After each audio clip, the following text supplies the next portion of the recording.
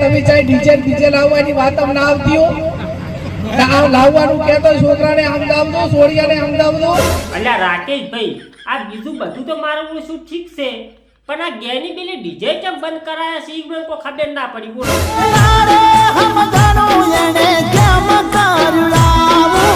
એ ભૂડું રાકેશભાઈ એમ જ પૂછું કે આ જોનમાં દાગીના ઓછા લઈ જવાના, માણસો ઓછા લઈ જવાના, પછી ગાડીઓ ઓછી લઈ જવાની, બરોબર? આ બધું તો ઠીક છે, એ તો આપણી જોડી મોન કે આ તો કે આપણે ફાયદો છે, પણ મારો કહેવાનો મતલબ પી છે કે આ ડીજે તો બંધ કરાવવાના હતા. હું એમ કહેવા માંગુ છું, તમે કોઈ સમજાવો કે તમારી સમજે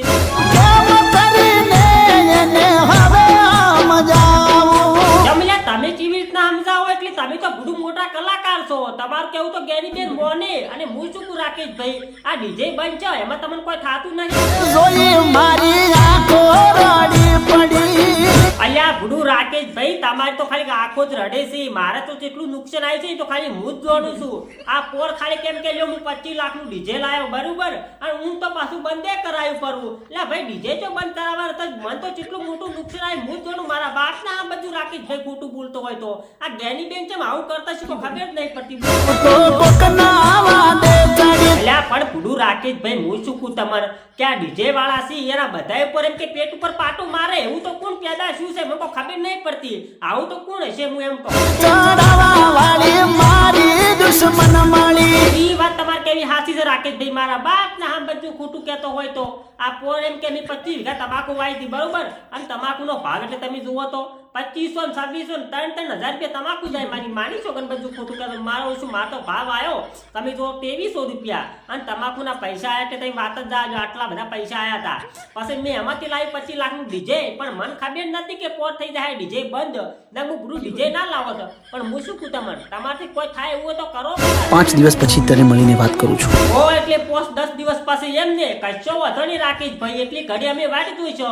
અમે અમારે કોઈ આકડા છે નહીં, જેમ કે હજી વિવાહની તો વાર છે જ પાછી. અને શું કે અમે ડીજે તો વેસી કહેવાના છે નહીં અને કોઈ લઈએ જ આવવાનું નથી, જેમ કે ડીજે કર્યા છે બંધ એટલે કોણ ડીજે હવે હાથમાં ચાલે એમ કહો તો વિચાર કરો. પોસ્ટ 10 દિવસ અમે વાટી દઈ શકું છું, પણ તમે એ લોકો ઉકેલ લાવો.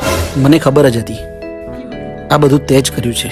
મેં અલ્યા ભૂડું તમે તો રાકેશભાઈ કેવી વાત કરો છો, હું તો આ વાત જોણતો નહીં. મારી માની છો કે બધું ખોટું કહેતો હોય તો. અને ભાઈ હું શું આ વાતમાં પડું કો ડીજે બંધ કરવામાં મારો કોઈ હાથ હોય ને તો તમે કોઈ માતાની હું સોગન કર્યું મારી માની છો કે બધું ખોટું કરે. મને તો આ વાતની કોઈ ખબર નહીં. મને એ વાતનું દુઃખ નથી, પણ દુઃખ એ વાતનું છે. અલ્યા ભૂડું રાકેશભાઈ તમને ગમે એ વાતનું દુઃખ હોય, બરોબર, પણ મને આ વાતનું એટલું દુઃખ છે કે તમે વાત જ જવા જો. એટલે હું શું કહું દિનેશભાઈ, તમને એવું લાગે છે કે આ ડીજે બંધ કરાયો એ વાતમાં હું કોઈ જોડતો હોય એવું લાગે તમને કોઈ? અલ્યા તાર ભાજી નાખો પાર આવે બીજું તો શું. અલ્યા ભૂડું અમે તો આ વાતમાં કોઈ જોડતા નહીં. મારી માની છો કે બધું ખોટું કહેતો હોય તો હે નૈના બેન તમને એવું લાગે છે કે આ ડીજે બંધ કરાયો એ વાતમાં હું કોઈ જોડતો હોય એમ? લીલો નખ તારો એકે ઉખડવા નહીં દઉં. હવે તો નૈના બેન તમારી વાત ઉપર મને પૂરેપૂરો કુસુ વિશ્વાસ છે, પણ આ મારા ઓછા ખાઈ પીને મારા ચડી છે એનું શું કરવાનું હવે? આ વાતમાં હું કોઈ જોડતો શું નહીં. અને હવે મારું તૂટી બેઠા છે કે તમે ડીજે બંધ કરાવેલા. ભાઈ મને તો વાતની ખબર નહીં. અને હું શું ડીજે બંધ કરાવું તો મારે બંધ કરાવો તો હું શું 25 લાખનું ડીજે લાવો તો 25 લાખનું ડીજે ના લાવો, ગાડી જ ના લાવો ફરવા માટે. ડીજે લાવવાની મારે તો જરૂર હતી. તમે જે વાત કરો મારે મોટું નુકસાન આવી છે એની વાત નહીં કરતા તમે. આ 25 લાખનું નુકસાન કોઈ ઓછું કહેવાય? બોલો બોલો વિક્રમ ભાઈ કેમ યાદ કર્યા મન?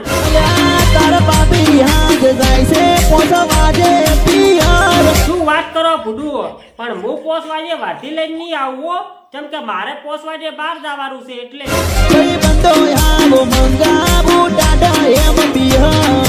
હવે પણ બિયરે તો શું થાય, એને થોડો કોઈ નશો સડે. અને આપણે તો ભાઈ બિયર પીતાય નથી.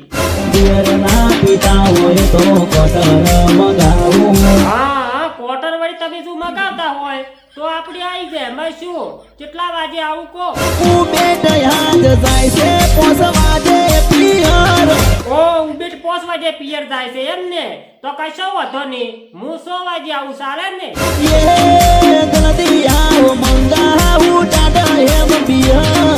આવા આવા શાંતિ રાખો. મારે ભૂડવો જેમ કે રાકેશભાઈ વળી કહેવા જવું પડશે કે અમે રાકેશભાઈ બેન કે હારે હારે આવા ચાલે કે? ખરેખર રાકેશભાઈ તો જાર જુઓ ને તાર રસકા બાજરી ચારા વાળતા હોય છે. બોલો રાકેશભાઈ, એ રાકેશભાઈ, શું થયું લ્યા? કોરોના જતો રહ્યો? પેલા કોરોના જો પાછો વળીને પાડાના 15 માં પૂછું. ઓલા વિક્રમભાઈ નહીં રહ્યા, એના ઘરે હું જોતો ભૂડું. અત્યારે તમારા હાલ કઈ પાછો આવ્યો બોલો. પાછો આવ્યો એટલે કોઈ સમજાય એવું બોલ. હવે તમને ભૂડું કોણ સમજાવે, પણ આપણા વિક્રમભાઈ ખરા ને, એના ઘરે ભૂડું એને દારૂની પાર્ટી રાખી છે.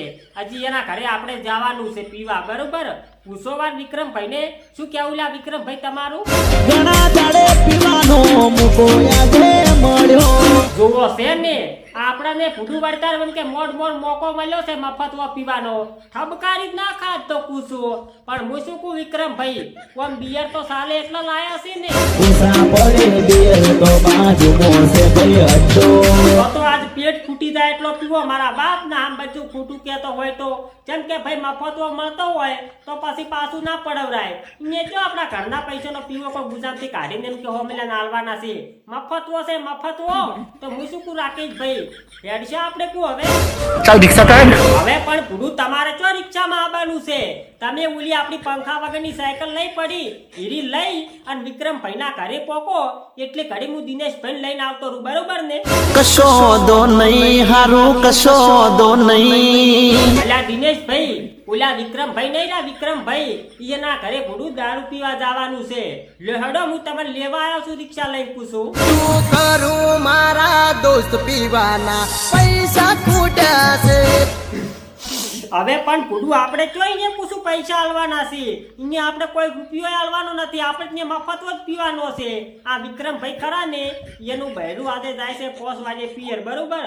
હજી એની મને એવું કીધું છે કે આજે બધા ભાઈબંધો એમ કે પાર્ટી આલવાની છે, એટલે આપણે તો મફતવો જ પૂછું પીવાનો છે. પણ હું શું કહું દિનેશભાઈ, તમે દારૂ પીવા તો કોઈ વધો તો નહીં ને? મગજ ફેલ થઈ જાય. પણ આપણે તો દિનેશભાઈ કોઈ વધો નહીં હો, કેમ કે આપણે તો મગજ છે ની ખેલ થાય નહીં.